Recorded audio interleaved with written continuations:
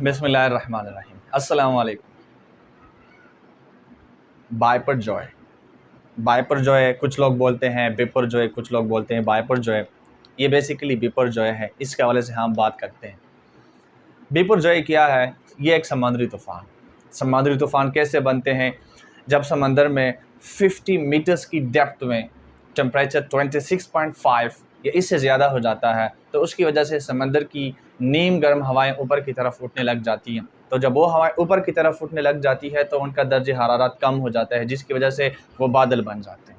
Number 1, जब ये हवाएं ऊपर उठती हैं तो समंदर के करीब हवाओं का जो दबाव होता है वो कम होता है, जिसकी वजह से हवाएं पानी से लो प्रेशर वाले जगह की तरफ जाने लग जाती है। जब वो वहाँ जाती है तो पीछे जगह खाली हो जाती है। उस जगह को भरने के लिए, फिल करने के लिए इर्द गिर्द की हाई प्रेशर वाली हवाएं मुतहर्रिक हो जाती है, और फिर ये हवा का ऊपर उठना और फिर इर्द गिर्द की हाई प्रेशर वाली हवाओं का इस जगह को घेर लेना, ये एक साइकिल शुरू हो जाता है, जिसकी वजह से तूफ़ान बन जाते हैं। और ये साइकिल और ये एक गोल दायरे की शक्ल में जो हवाएं ऊपर उठती हैं, इनका एक जो साइकिल शुरू हो जाता है, और ये इसका जो साइज़ होता है वो भी बहुत बड़ा होता है। वजह क्योंकि वो हवाएं नम होती है, उन हवाओं में नमी होती है, जिसकी वजह से ये एक तूफ़ान की शक्ल इख्तियार कर लेता है। अब ये तूफ़ान कब रुकते हैं, कब ख़त्म होते हैं? ये तब ख़त्म होते हैं, दो केसेस हैं, दो सूरतों में। नंबर 1, जब ये टेम्परेचर 26.5 से कम हो जाए, या फिर ये जो एक सर्कल सा बना हुआ है, जो एक साइकिल है, जब इसका जो बिल्कुल सेंटर है, जो दरमियानी हिस्सा है, वो ज़मीन के किसी हिस्से से यानी कि किसी साहिल के साथ टकरा जाए, तब हदम हो जाते हैं। चूँकि ये साइज़ में बड़े होते हैं, इस वजह से जब तक ये सेंटर किसी साहिल से टकरा जाता है तब तक उसने बहुत बड़ा नुकसान किया हुआ होता है, क्योंकि वो साइज़ में बड़ा होता है, और इस वजह से ये तूफ़ान कई दिनों तक जारी रहते हैं।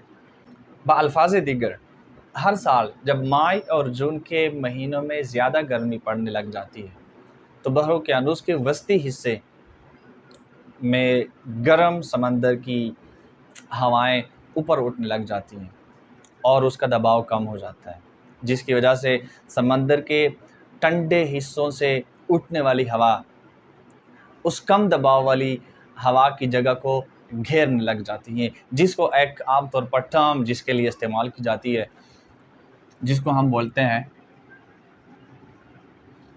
Tropical depression.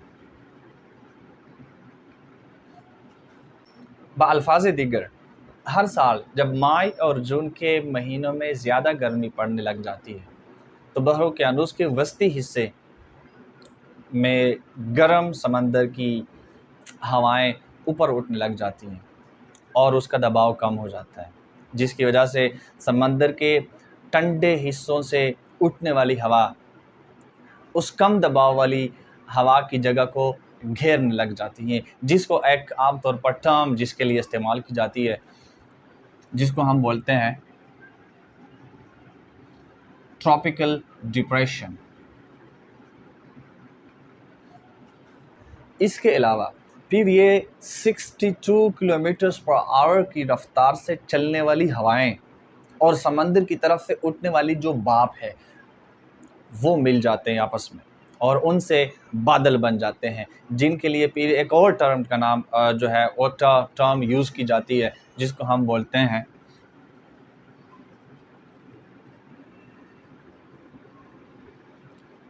Tropical typhoon.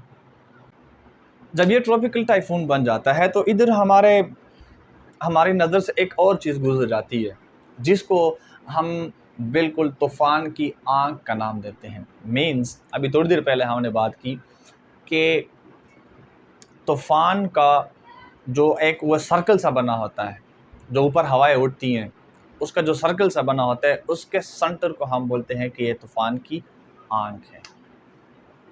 ठीक, इसके अलावा अब चूँकि हमने बात शुरू की है स्पीड के हवाले से, रफ़्तार के हवाले से, हवाओं की जो रफ़्तार होती है, तो आपने अक्सर सुना होगा कि तूफ़ान की भी कोई कैटेगरीज़ होती है। उन कैटेगरीज़ के हवाले से मैं बात करना चाहता हूँ। ये ऊपर रहने दे क्योंकि इसके हवाले से हमने आगे जाके बात करनी है। इसकी 5 categories, 5 categories, number 1, number 2, 3, 4 and 5। अब नंबर 1 में किस किस्म के तूफ़ान जो है वो शामिल होते हैं। इसमें वो तूफ़ान शामिल होते हैं बेसिकली कि जिनकी speed 119 kilometres per hour to 153 kilometres per hour हवा की जो रफ्तार है। नंबर 2, दूसरी कैटेगरी में कौन सी आती है? इसमें आती है 154 से जब 177 किलोमीटर पर आवर हवा जाती है तो वो तूफ़ान सेकंड कैटेगरी में आता है। थर्ड कैटेगरी में 178 to 208 kilometres. Number 4, 209 kilometres per hour से लेके 258 किलोमीटर्स पर आवर तक जब हवाएं चलने लग जाती हैं तो वो तूफ़ान 4 कैटेगरी नंबर 5 में आता है, नंबर 4 में। जो कैटेगरी नंबर 5 में है वो 258 किलोमीटर्स पर आवर प्लस इस किस्म के जो तूफ़ान होते हैं वो कैटेगरी नंबर 5 में आते हैं। कैटेगरी नंबर 5 में आज तक 2 तूफ़ान जो है वो सबसे ज़्यादा अहम है और जिनकी वजह से बहुत ज़्यादा नुकसान भी हुआ है। एक का नाम है एंड्रू एंड दूसरे का नाम है कैटरीना। ठीक है,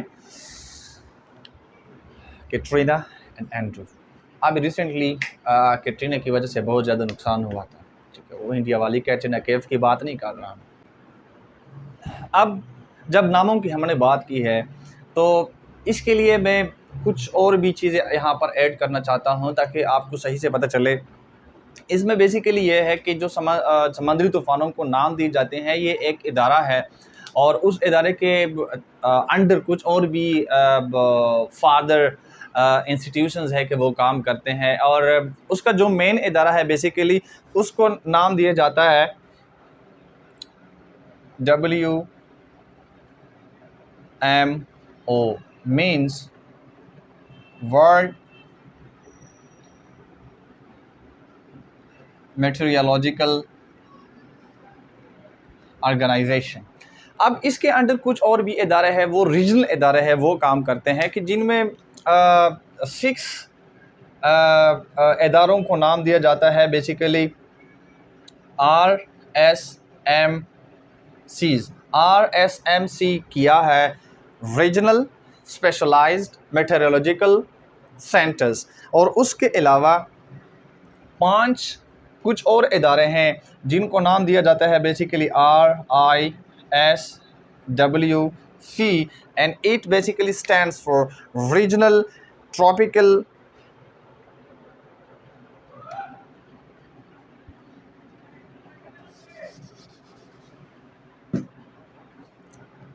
और कुछ 5 और इदारे हैं जिनको नाम दिया जाता है RTSWC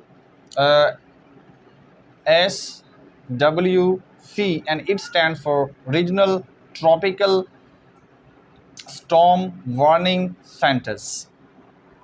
अब ये इदारे काम इसलिए करते हैं, सिर्फ इस चीज़ के ऊपर काम करते हैं कि वो दुनिया भर के अंदर जितने भी तूफ़ान आते हैं उनको क्या करें, उनको नाम दें। वजह ताकि दुनिया भर के अंदर जितने भी तूफ़ान होते हैं, समुद्री तूफ़ान आते हैं, उनके दरमियान एक ख़ास किस्म का फ़र्क किया जा सके। मैं आपको बता दूंगा कि इस चीज़ का नाम कैसे पड़ा और बेसिकली इनके रूल्स क्या है और कैसे है। तो इसके लिए एक इदारा है बेसिकली जिसको हम कहते हैं IMD, यानी Indian meteorological department, Indian meteorological department. उसके अलावा इसी IMD को हम एक और भी नाम देते हैं PTC, यानी पैनल ट्रॉपिकल साइक्लोन।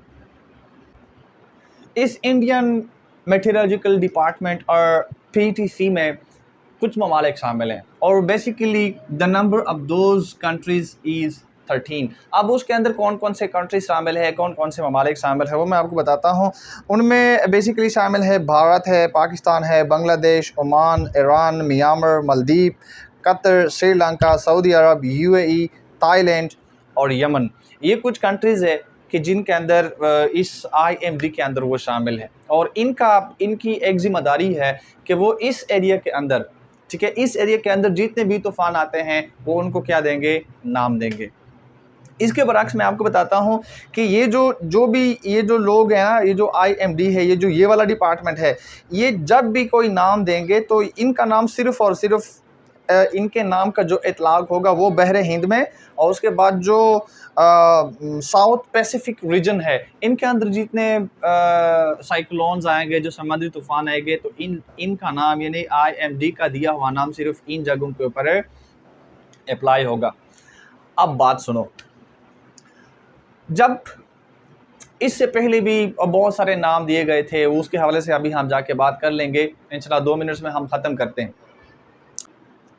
इससे कबल सन 2004 में एक फहरिस्त बनाई गई थी, एक लिस्ट बनाई गई थी, यानी कि इन सारे ममालिक ने जो 13 कंट्रीज़ का मैंने जिक्र किया हुआ है, इन 13 कंट्रीज़ की तरफ से एक लिस्ट मुश्तरक तौर पर बनाई गई थी कि जब भी कोई तूफ़ान आएगा तो उसको जो है ना वो फ़लाना फ़लाना नाम दिया जाएगा, या जब भी कोई तूफ़ान आया तो वो नाम जो है ना वो दिया गया था। अब उसके हवाले से मैं आपको बताता हूँ कि जो 2004 में लिस्ट बनाई गई थी, that was only valid for 2020। 2020 तक वो लिस्ट सिर्फ वैलिड थी। अब 2020 के बाद जो है, जो टाइफून, जो साइक्लोन्स और ये आते हैं, उनके लिए इन ही 13 कंट्रीज़ की तरफ से एक और लिस्ट बना के दी गई है, जिसके अंदर 169 नेम शामिल है। 169 नेम शामिल है, और ये जो सारे नेम्स है ये बेसिकली अल्फ़ाबेटिकल ऑर्डर के तहत जो है वो इस्तेमाल किए गए हैं और लिखे गए हैं। इसके अलावा ये जो अभी इसकी हम बात करते हैं बिपुरजॉय की।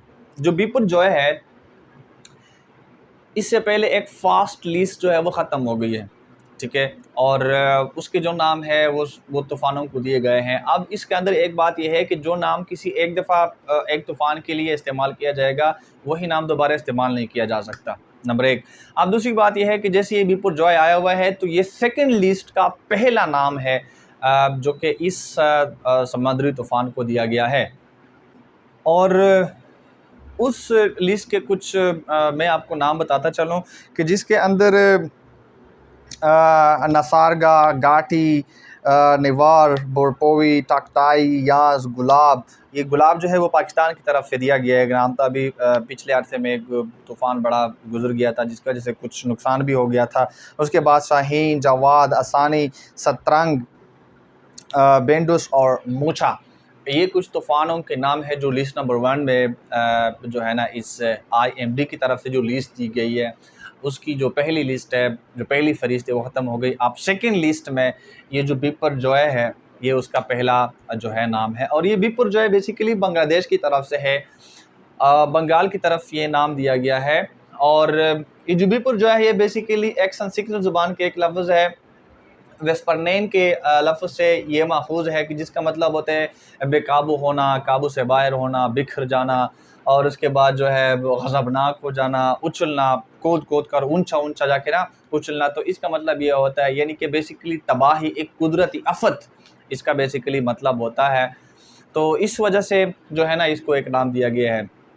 अब एट द एंड मैं आपको सिर्फ इतना बताता चलूँ कि जो नाम होता है बेसिकली वो हर कंट्री का एक्सेप्टेड होता है। एक्सेप्टेबल तब होता है, उसके कुछ रूल्स होते हैं कि वो क्या हो, वो अंडरस्टैंडेबल भी हो, और उसके बाद वो किसी सियासी, किसी मजहबी शख्सियत या किसी फॉर एग्ज़ाम्पल और रूल्स रेगुलेशंस के ख़िलाफ़ ना हो। उसके बाद कोई ज़ाती दुश्मनी, जिस तरह इंडिया पाकिस्तान के दरमियान जो बातें हैं, ठीक है, तो वो भी दरमियान में क्या होंगे, हज़फ किए जाएंगे, लेकिन वही नहीं कि एक दूसरे को कोई नुकसान भी ना हो उस चीज़ की वजह से उसकी कौमी शान और शौकत को भी कोई नुकसान ना हो। तो वो नाम हम इस तरह किसी भी तूफ़ान को दे सकते हैं। इसके अलावा 1999 में एक तूफ़ान आया हुआ था कि जिसकी वजह से पाकिस्तानी शहर ठट्ठा और बदीम को बहुत ज़्यादा नुकसान हुआ। तो तभी कहा जाता है कि जो बिपरजॉय है इसके जो बहुत सारी सिमिलरिटीज़ है वो उस 1999 के अंदर जो तूफ़ान आया हुआ था समंदरी, जिसकी वजह से पाकिस्तान के इन 2 शहरों को काफ़ी ज़्यादा नुकसान का सामना करना पड़ा था। तो इनके भी बहुत ज़्यादा सिमिलरिटीज़ है उसके अंदर। अब इसके आगे क्या होना है, अल्लाह सुब्हानहू व तआला से दुआ है कि अल्लाह पाक पाकिस्तान को और तमाम मुसलमानों को अपनी हिफ्ज़ व अमान में रखें और अल्लाह पाक हमें इन किस्म के कुदरती आफ़ात से अपनी कुदरत कामिला से महफूज़ रखें। आमीन। अल्लाह हाफ़िज़।